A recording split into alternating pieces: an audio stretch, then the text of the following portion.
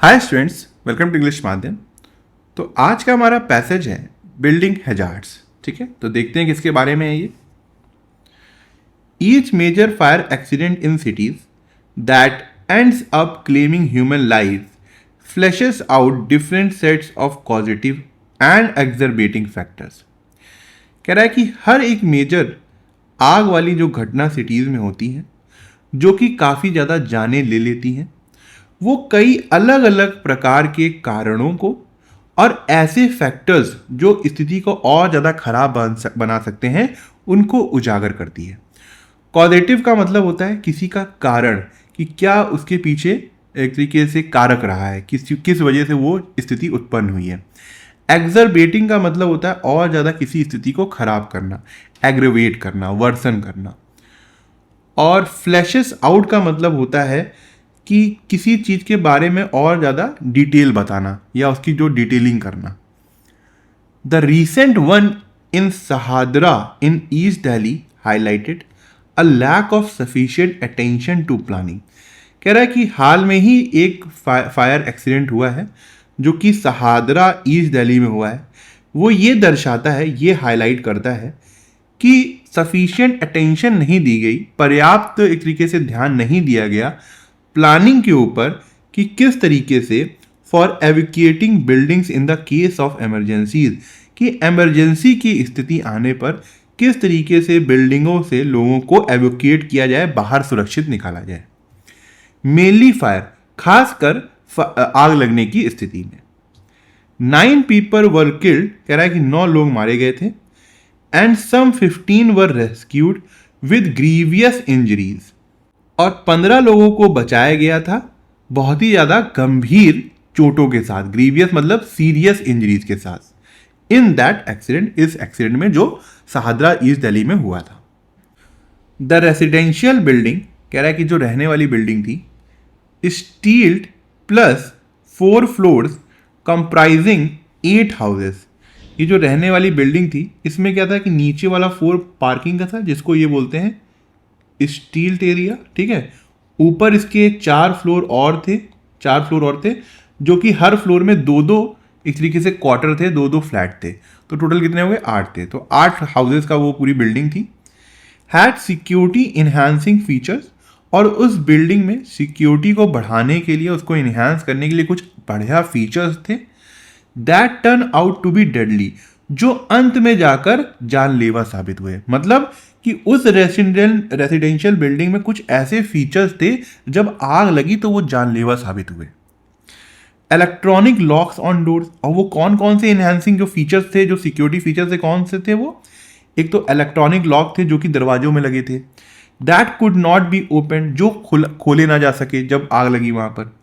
A terrace that was not easily accessible, कह रहा है कि जो उस बिल्डिंग की टेरेस थी, मतलब रूफ का जो एरिया था, वो आसानी से वहां पे पहुंचा नहीं जा सकता था।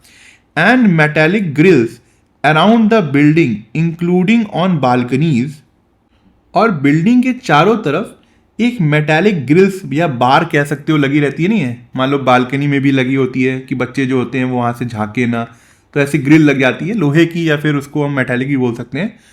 That had to be cut for access by fire service, जिसको काटना पड़ा कि वहां पे फायर सर्विस पहुंच सके।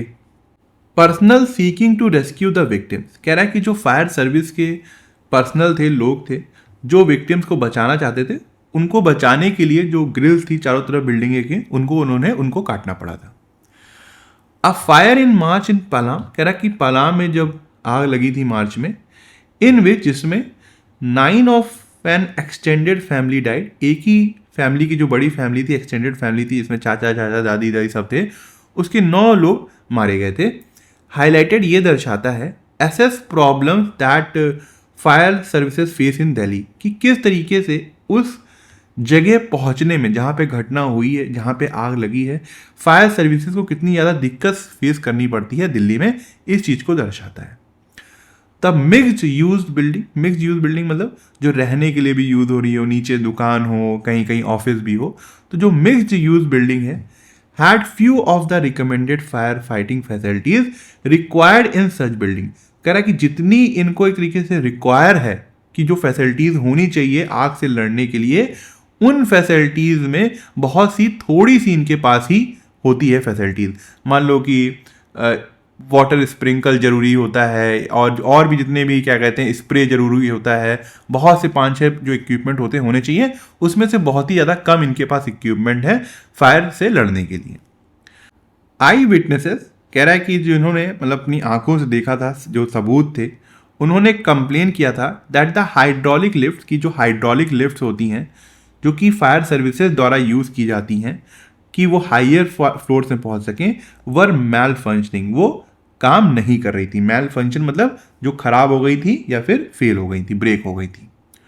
दो the fire services insist they reach the Shahdara accident spot on time. कह रहे कि हालांकि जो फायर सर्विसेज थे वो इस बात पर जोर देते जा रहे थे, इंसिस्ट मतलब वो उन्होंने इस बात पर लगातार वो जोर दे रहे थे कि शहादरा एक्सीडेंट जो हुआ था दिल्ली में वो एकदम अपने टाइम पे पहुंचे थे, उन्होंने देरी नहीं की थी। Response times have been longer in the capital city at others time, लेकिन जो उनका रेस्पॉन्स टाइम्स है दूसरी घटनाओं में जो देखने को मिला है उसमें ये देखने को मिला है कि उन्होंने काफ़ी ज़्यादा टाइम लिया है। मतलब इस बार उन्होंने कहा कि हम टाइमली पहुंच गए, मगर राइटर कह रहा है कि कई बार ऐसा घटनाओं में देखने को मिला है कि उनका जो रेस्पॉन्स टाइम होता है वो काफ़ी ज़्यादा देरी से होता है। इन अ फायर इन द्वारका इन 2025 कह रहा है 2025 में जो द्वारका में आग लगी थी, fire engines couldn't enter the residential society because the name board of the society was blocking them। कह रहा है कि जो फायर इंजन था, फायर इंजन मतलब जो आग बुझाने वाली गाड़ी होती है पूरी, वो रेसिडेंशियल सोसाइटी में जो रहने वाली सोसाइटी थी वो वहाँ पर नहीं एंटर कर पाई थी क्योंकि जो नेम बोर्ड था सोसाइटी का वो उसको रोक रहा था।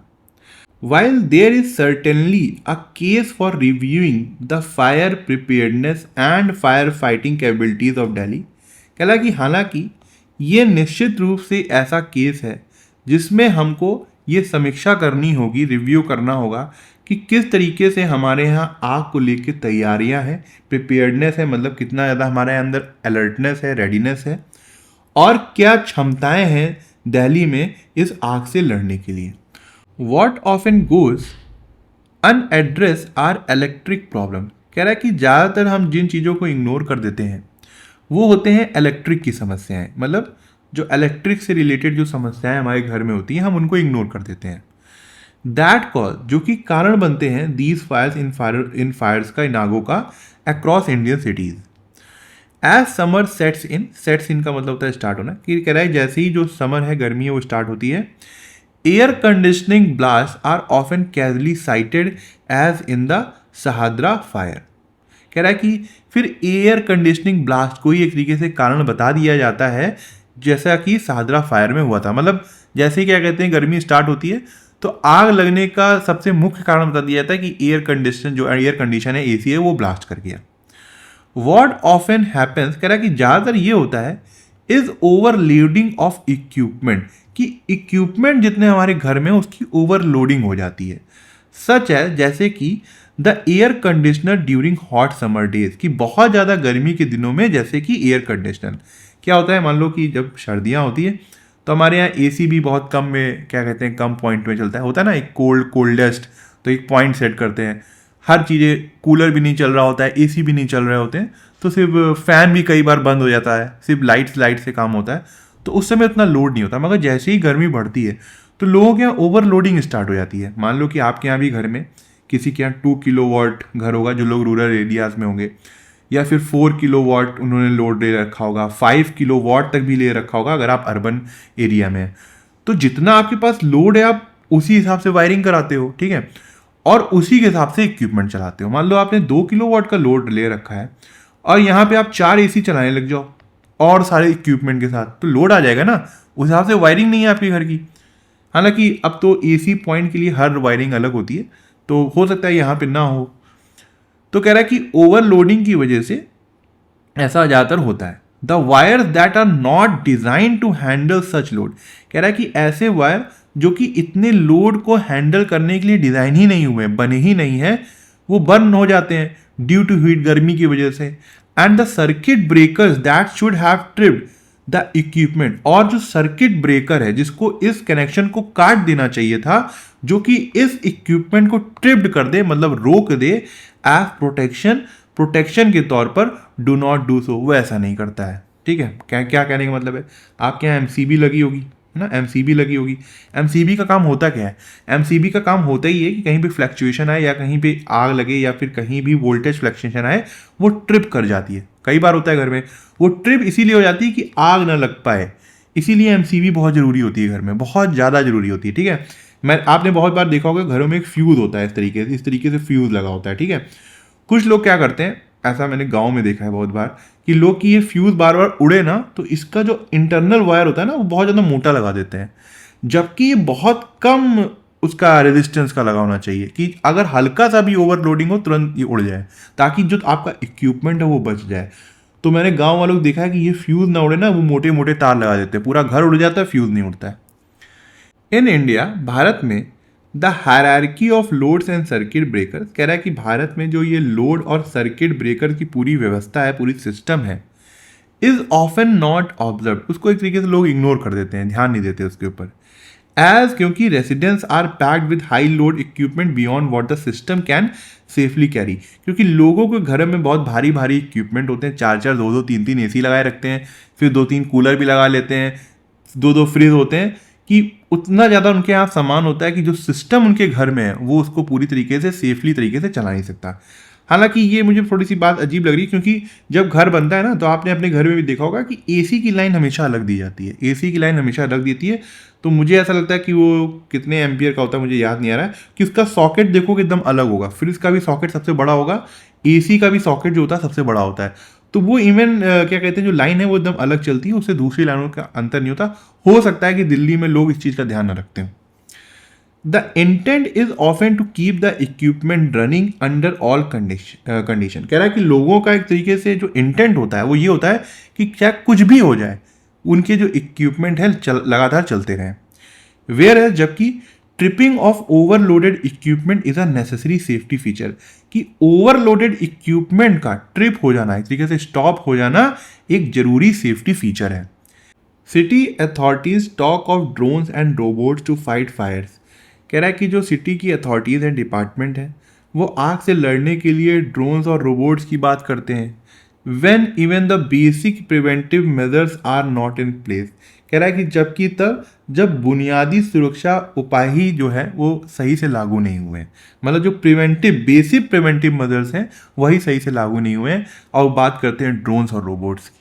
ठीक है, Which of the following statements can be logically inferred regarding the fair safety mechanism described in the passage? कह रहा है कि पैसेज में जो पूरा फायर सेफ्टी मैकेनिज्म को डिस्क्राइब किया गया है उसमें हम लॉजिकली क्या कंक्लूड कर सकते हैं। तो इस तरीके से कौन सा जो हम स्टेटमेंट है इस पैसेज से कंक्लूड या गेस कर सकते हैं। The integration of modern security apparatuses in residential structures can inadvertently act as a catalyst for increased casualty rates during fire outbreaks। कह रहा है कि ये जो मॉडर्न सिक्योरिटी एपरेटस जो है, बहुत से जो बिल्डिंगों में लगाए जाते हैं, अलग अलग तरीके के जो डिवाइस लगाए जाते हैं, वो एक तरीके से ना चाहते हुए भी आग को, जब आग लगती है तो उसको भड़काने के लिए काम आ जाते हैं, मतलब वो कैटलिस्ट की तरह काम करने लगते हैं। तो ऐसा देखा हम लोग ने, जो ऑटोमेटिक लॉक होते हैं, अभी बात कर रहे थे हम लोग, डोर्स होते हैं, अब आग लगने में वो बंद हो गए, लोग पूरा सिस्टम फेल हो गया, तो लोग बाहर कैसे निकलेंगे। तो एकदम बात सही है ना, तो ये तो सही है। The deployment of advance technological intervention like drones is often a performative measure that mark the fundamental absence of primary fire prevention infrastructure. बिल्कुल बात सही है।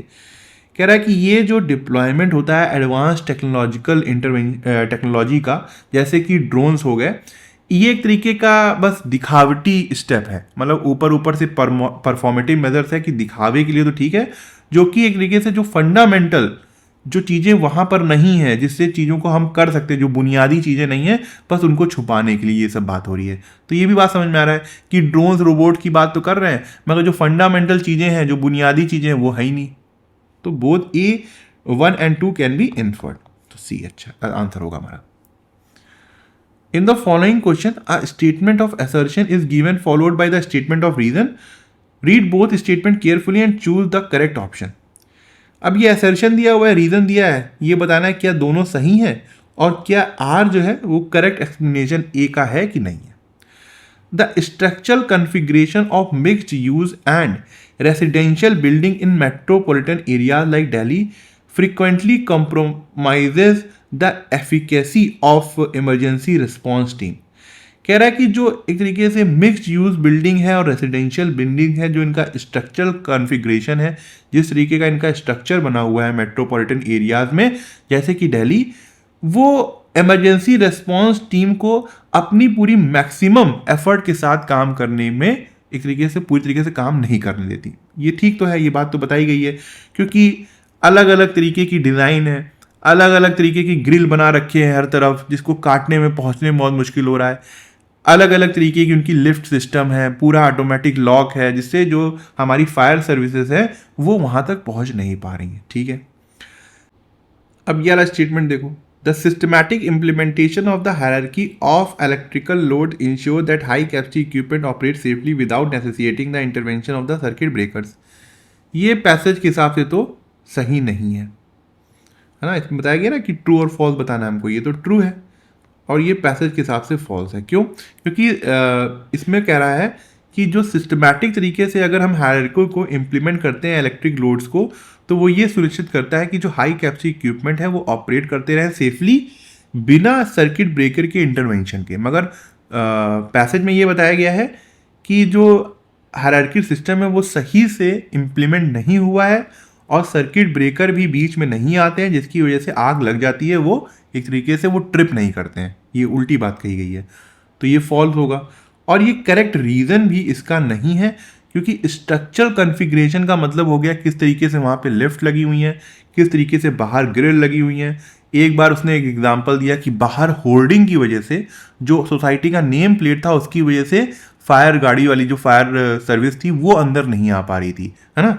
तो वो स्ट्रक्चरल कॉन्फ़िगरेशन तो अलग चीज़ हो गई, मगर ये यहाँ पे जो इलेक्ट्रिक लोड की बात की गई है वो आग ना लगने के कारण जो हायरार्की की बात की गई थी उसके बारे में है।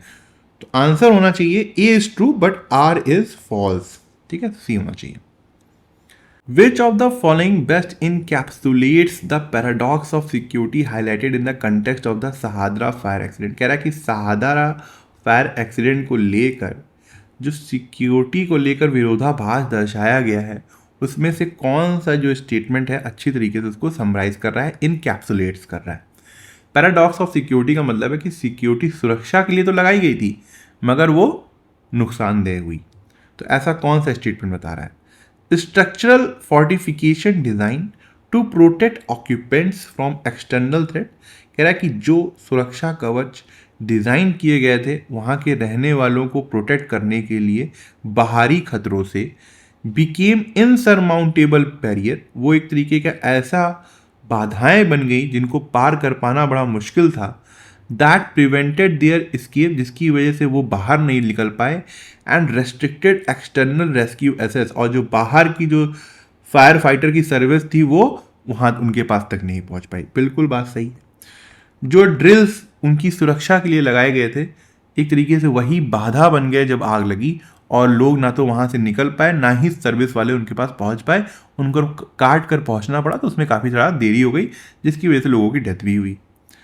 The residents reliance on traditional architectural design proved more hazardous than modern high rise apartment, ये कहीं नहीं बताया गया। The failure of hydraulic lift during the rescue operation demonstrated that mechanical malfunction are a great threat to life than the fire outbreak। कह रहा है कि जो फायर फेलियर हुआ हाइड्रोलिक लिफ्ट का वो ये दर्शाता है कि मैकेनिकल मैल फंक्शन ज़्यादा बड़ा खतरा है ज़िंदगी के लिए बजाय फायर आउटब्रेक के। ऐसा कहीं नहीं बताया गया, तो ये हमारा करेक्ट आंसर है। Which of the following option regarding electrical vulnerabilities, मतलब जो इलेक्ट्रिकल कमजोरियां थी, is are false according to the provided passage. कह रहा है कि इलेक्ट्रिकल कमजोरियां जो थी कौन से ऐसे ऑप्शंस हैं जो कि फॉल्स हैं उसके बारे में पैसेज के अनुसार। Electrical fires in summer are caused by the inherent manufacturing defects found in modern high load air conditioning units, ये तो फॉल्स हो गया। कह रहा है कि इलेक्ट्रिकल फायर जो हैं जो कि समर में होती हैं वो जो पहले से मौजूद जो खामियां होती हैं modern high load air conditioning units में, इसकी वजह से होता है, ऐसा कहीं नहीं बताया गया है। Circuit breakers in Indian residence frequently fail to trip, ठीक है, यहाँ तक तो सही है कि जो सर्किट ब्रेकर्स होते हैं भारत के घरों में वो ज़्यादातर फेल हो जाते हैं ट्रिप होने से। Because they are specifically engineer to withstand overshoot without interrupting power, क्योंकि उनको जानबूझकर ऐसा बनाया जाता है, नहीं जानबूझकर नहीं बनाया जाता है, वो किसी वजह से खामियों की वजह से ऐसा हो जाता है, तो सर्किट ब्रेकर नाम ही क्यों रखा जाएगा जानबूझ के ऐसा बनाना है, तो ये भी फॉल्स हो गया। तो ऑप्शन ए एंड बी जो है वो फॉल्स है, ठीक है। In the clause personnel seeking to rescue the victims, what grammatical structure seeking a part of. अच्छा, ये बाई फायर सर्विस, पर्सनल जो फायर सर्विस के लोग थे, seeking to rescue the victim जो लोग विक्टिम्स को बचाना चाहते थे, ठीक है। तो क्या है ये, पर्सनल क्या है, ये नाउन है। अब यहाँ पे क्या है, ये इसको डिस्क्राइब कर रहा है, मॉडिफाई कर रहा है, तो ये क्या होना चाहिए, dative clause functioning as a primary subject, primary subject तो नहीं है भाई वो। A gerund phrase acting as the object of a verb, एक जेरेंट फ्रेज है जो कि ऑब्जेक्ट की तरह काम कर रहा है, वर्ब कहाँ पे है, नहीं है।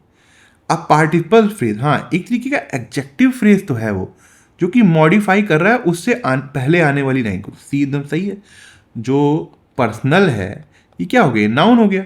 सीकिंग जो है वो इसको एक तरीके से उसके बारे में बता रहा है कि जो लोगों को बचाना चाह रहे थे, जो विक्टिम्स को बचाना चाह रहे थे, तो पार्टिसिपल फ्रेज है जो मॉडिफाई कर रहा है प्रीसीडिंग नाउन को, तो सी हमारा करेक्ट आंसर होगा। ये क्लोज टेस्ट है, ठीक है, एक बार पढ़ के देखो, थोड़ा सा लेंदी है, फिर हम लोग स्टार्ट करते हैं। उससे पहले पिछला वाला जो क्लोज टेस्ट था, मतलब कल वाला जो लेक्चर था, उसमें एक कन्फ्यूज़न था लोगों को कि फेमस होगा कि फेमसली होगा। हालांकि मैंने बताया था कि पोलाइट जो है वो एडजेक्टिव है और फेमसली एडवर्ब है। जिन्होंने देखा होगा उनको मेरी बात समझ में आ रही होगी। एक्चुअली क्या था कि वो जो पूरा पैसेज था, अगर आपको याद हो, तो उसमें बताया गया था कि इस तरीके से ब्रिटिश लोग जो हैं वो बहुत ज़्यादा पोलाइट होते हैं, वो हर बात में सॉरी बोलते हैं ना, यही था ना शायद पैसेज।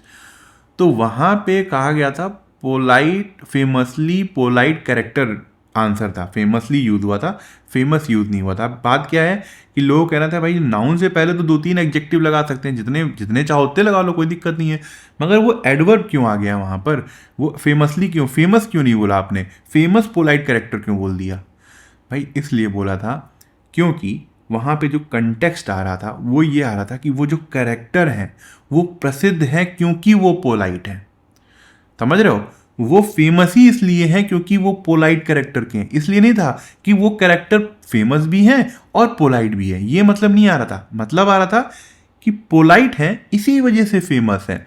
तो पोलाइट क्या था, एडजेक्टिव का था। तो राइटर वहां पे जोर देना चाह रहा था कि पोलाइट है इसीलिए फेमस है, समझ में आया। पोलाइट क्या एडजेक्टिव हो गया, फेमसली क्या हो गया, एडवर्ब हो गया, जो उसको ज़्यादा मॉडिफाई कर रहा था, इसलिए था फेमसली पोलाइट कैरेक्टर, ठीक है। तो आज का स्टार्ट करते हैं।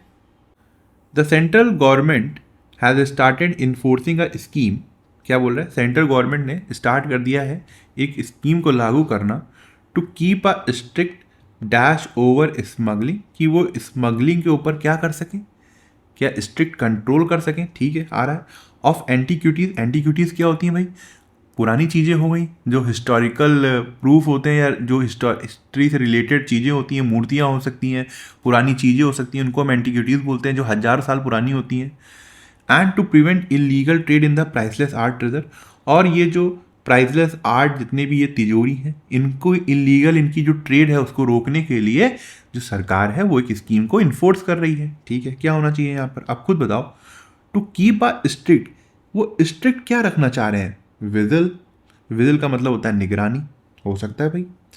पेट्रोल, पेट्रोल का मतलब तो गश्त लगाना होता है ना, तो इसका कोई मतलब नहीं है। एम्बार्गो का मतलब होता है बैन, एम्बार्गो क्या बैन लगाना, स्ट्रिक्ट बैन ओवर स्मगलिंग, नहीं नहीं, यहाँ मीनिंग क्या आ रहा है कि वो निगरानी रखना चाहते हैं, इस वजह से गवर्नमेंट जो है वो स्कीम को इन्फोर्स कर रही है। कंटेक्स्ट को समझना बहुत जरूरी है। कर्फ्यू का क्या मतलब है भाई, कर्फ्यू का मतलब रिस्ट्रिक्शन, लॉकडाउन, मतलब नहीं आ रहा है। बेस्ट यहाँ पे क्या है, विजिल है, बात समझ में आई। Steps have been taken by the archaeological survey of India to dash an act that has been passed in 1972। कह रहे हैं कि आर्कियोलॉजिकल सर्वे ऑफ इंडिया के द्वारा जो स्टेप्स लिए गए कि वो एक्ट को क्या कर दें जो कि 1972 से पास हुआ है। अब कुछ लोग कहेंगे सर ये इन 1972 है सेंटेंस में, यहाँ पे लिखा हुआ है इस एक्ट के बारे में दैट हैज़ बीन पास। देखो अगर ये लिख देता, कहीं किसी ना कहीं पैसेज से उठाया गया, एक्चुअली मैं क्वेश्चन बनाता नहीं हूँ, क्वेश्चन कोई और बनाता है, दैट वॉज पास्ड इन 1972, तो ये ज़्यादा सही होता, मगर हैज़ बीन पास्ड इसलिए लगा है क्योंकि मैंने आपको ग्रामर में पढ़ाया भी है कई बार कि जिस चीज़ का रेलिवेंस प्रेजेंट में भी होता है तो हम उसको प्रेजेंट परफेक्ट से ही दिखा देते हैं, ठीक है। एक्चुअली यहाँ पे राइटर दिखाना चाह रहा है कि एक्ट जो पास हुआ था 1972 में, उसका आज भी उसका प्रभाव जो है वो प्रेजेंट में है, ठीक है। दैट वॉज पास इन 1972 होता तो ज़्यादा अच्छा था, हालांकि ये पुरानी इंग्लिश है इसलिए कोई दिक्कत नहीं है। Survey of India to dictate, dictate का क्या मतलब होता है? ऑर्डर देना, कमांड देना। तो क्या यहाँ पे कमांड आ रहा है to command to dictate an act? नहीं। टू मैनिफेस्ट, मैनिफेस्ट का मतलब रिवील होना, डिस्प्ले होना, प्रकट करना किसी चीज को। पायनियर का मतलब होता है किसी चीज को शुरुआत करना, इनिशिएट करना। इम्प्लीमेंट, अब कितनी बार पढ़ चुके हो इम्प्लीमेंटेशन ऑफ एन एक्ट, है ना। कितनी बार जो हमने पढ़ा है कि जो एक्ट है वो इम्प्लीमेंट होता है, लागू होता है, तो यहाँ पे इम्प्लीमेंट नहीं लगा सकते हो, survey of India to implement. हालांकि आज का पैसेज आसान है ना। The legislation intended to regulate export trade in antiquities and art treasures provides for the prevention of smuggling and fraudulent dealings in antiquities। कह रहा है ये जो कानून है जिसका इरादा है ये जो एक्सपोर्ट हो रहे हैं, ट्रेड हो रहा है एंटीक्विटीज़ का या आर्ट ट्रेजर का, उसको रेगुलेट करने का, कंट्रोल करने का। Provides for the prevention of smuggling, इन कानूनों को लाया गया है ताकि स्मगलिंग को रोका जा सके, और ये जो फ्रॉडलेट डीलिंग हो रही है, जो फ्रॉड है एंटीक्विटीज़ में जो डीलिंग में, उसको रोका जा सके। For the compulsory acquisition of antiquities and art pieces for preserving them in public spaces, और जितने भी एंटीक्यूज हैं या आर्ट पीसेस हैं उनको अधिग्रहण किया उनका जा सके, उनको प्रिजर्व किया जा सके पब्लिक प्लेसेस में, जो गवर्नमेंट प्लेसेस हैं, चाहे वो और भी गैलरीज हो गई या फिर म्यूजियम हो गए वहाँ पर। The central antique records unit of central bureau of investigation establish in 1974। कह रहा है कि सेंट्रल एंटीक रिकॉर्ड्स की जो यूनिट है, जो कि सेंट्रल ब्यूरो ऑफ इन्वेस्टिगेशन की है, वो इसकी स्थापना हुई थी 1974 में। क्यों हुई थी? For the maintenance of record, record को मेंटेन करने के लिए। कौन से record? For cases relating to cultural property, जितने भी कल्चर प्रॉपर्टी के केसेस हैं उनके रिकॉर्ड्स को। Build up a dash concerning 538 new criminals during 1975। तो ये जो सेंट्रल एंटीक रिकॉर्ड है उसने क्या बिल्ड किया था कि एक नए 538 न्यू क्रिमिनल्स का, जो कि 1975 के दौरान उन्होंने एक तरीके से डॉक्यूमेंट तैयार किया था उसका। तो क्या होना चाहिए यहाँ पर? लेजर का मतलब होता है एक अकाउंट बुक, हिसाब किताब की किताब। इन्वेंट्री सबको पता होगा ना, कि जो इन्वेंट्री होती है स्टॉक लिस्ट होती है जिसमें सब कुछ लिखा होता है। डोजियर कभी सुना है? भारत ने ये जो टेररिस्ट अटैक हुआ है उसका डोजियर बनाकर अलग अलग देशों में भेजा है। 2008 में पाकिस्तान भी भेजा था कि देख लो भाई तुम्हारे यहाँ से आतंकी आए हैं, डोजियर भेज दिया है। यूनाइटेड नेशन भी डोजियर भेज दिया। ये डोजियर है क्या? ये एक तरीके का डॉक्यूमेंट है, ठीक है, रिकॉर्ड है, डॉक्यूमेंट है। तो बेस्ट यहाँ पे क्या होना चाहिए? डोजियर होना चाहिए। मैनिफेस्टो, बीजेपी ने अपना मैनिफेस्टो जो है वो रिलीज़ कर दिया है, कांग्रेस ने कर दिया है इलेक्शन से पहले। क्या समझ में आ रहा है क्या होता है मैनिफेस्टो? समझ में आया? वही होता है जो इलेक्शन से पहले डिक्लेयर करते हैं, घोषणा पत्र होता है, उसको बोलते हैं मैनिफेस्टो। यहाँ कोई मतलब नहीं है। बेस्ट क्या होगा यहाँ पर? सी होगा। The CBI smashed a notorious gang, notorious gang का मतलब होता है कुख्यात गैंग, मतलब CBI ने नोटोरियस गैंग का भांडा फोड़ दिया जो कि लिफ्ट करते हैं, स्मगल करते हैं। Following of lifters and smugglers following the recovery of the ideal of Ponraja from Jageshwar temple in UP. कह रहा है कि जो रिकवरी हुई है एक तरीके से पोनराजा की जो मूर्ति है, मुझे पता नहीं ये कौन है, कोई होगा, कोई प्रसिद्ध मूर्ति होगी उनकी, जो कि जागेश्वर टेम्पल यूपी से मिली है, उसके बाद इनका भांडा फूट गया। क्या होना चाहिए यहाँ पर? आइडियल, आइडियल का मतलब होता है कोई परफेक्ट इंसान या कोई आदर्श आपका, या कोई भी चीज़ परफेक्ट जो हो, जो मॉडल हो। कोई मतलब नहीं आ रहा है यहाँ पर। आइडल, आइडल का मतलब होता है एक तरीके से मूर्ति, है ना। तो आइडल लिफ्टर्स मूर्ति चोर हैं या स्मगलर्स हैं, ठीक है, हो सकता है। आइडियल का मतलब यहाँ पे होता है लेजी, काफ़ी अच्छा है ये। अच्छा, इफीजी, इफीजी का मतलब देखा है? अरे वो नहीं होता है जब कभी कभी राहुल गांधी के पुतले जलाए जाते हैं, नरेंद्र मोदी के पुतले जलाए जाते हैं, पुतले होते हैं ना, वो इफीजी होता है। तो ये तो कोई मतलब नहीं आ रहा है यहाँ पर। तो बेस्ट क्या होगा हमारे लिए? आइडल होगा जो यहाँ पे यूज़ किया गया है, तो इससे भी हम लोग समझ सकते थे, हालांकि ठीक है, अच्छा था ये। The antiquities and the art treasure act 1972 कह रहा है कि जो एंटीक्विटीज़ और आर्ट ट्रेजर एक्ट है 1972 का, dash into force all over India since early April 1976 कह रहा है कि ये जो 1972 का एक्ट है ये पूरे भारत में 1976 से पूरे देश में एक तरीके से लागू हो गया था, फोर्स में आ गया था। ठीक है, क्या होना चाहिए, हैज़ कम, हैड कम, केम, कम। एक चीज़ देखो यहाँ पे सिंस लगा हुआ है ना, पॉइंट ऑफ टाइम की बात हो रही है 1976 से। अच्छा देखो ये पास्ट है ना, तो यहाँ पे क्या हम केम कर सकते हैं, हैड कम कर सकते हैं, प्रेजेंट परफेक्ट कर सकते हैं, सिंपल पास्ट कर सकते हैं, नहीं कर सकते। क्यों? क्योंकि पॉइंट ऑफ टाइम की बात हुई है, तब से होता चला आ रहा है, और आज क्या हो गया, 2026 हो गया है, तो क्या 2026 को भूल जाओगे? नहीं भूलोगे। जो चीज़ चली आ रही है, जो चीज़ फोर्स में है, जो अभी भी लागू है, जो एक्ट, तो उसके लिए हम क्या यूज़ करेंगे, प्रेजेंट परफेक्ट का यूज़ करेंगे। तो बेस्ट यहाँ पे क्या होगा, ए होगा। According to this those who possess antiquities such as stone sculptures, bronzes, wood carvings, ivory carvings, coin, palm leaves, manuscripts, book of more than 75 years old are to be registered with an officer of the state archaeological department। कह रहा है कि इसके अनुसार, इस act के अनुसार, जिनके पास भी एंटिक्विटीज़ हैं जैसे स्टोन स्कल्पचर्स हो गए, फूड कार्विंग्स हो गई, आइवरी कार्विंग्स हो गई, क्वाइंस हो गए, पाम लीव्स हो गई, जो भी 75 साल से पुरानी जो किताबें हो गई या मैन्युस्क्रिप्ट हो गई, उनको रजिस्टर्ड कराया जाना है ऑफिसर के पास, जो कि स्टेट आर्कियोलॉजिकल डिपार्टमेंट का होगा। ठीक है, ये क्या है, पहला सिंबल है, ए बी सी डी जो है उसको हमें फिक्स करना है। एक बार ऑप्शन को देख लो, फिर खुद से ट्राई करो। The articles author have discussed the article authors have discussed the various strategies adopted for achieving rabies eradication, challenges, roadblock and the way ahead।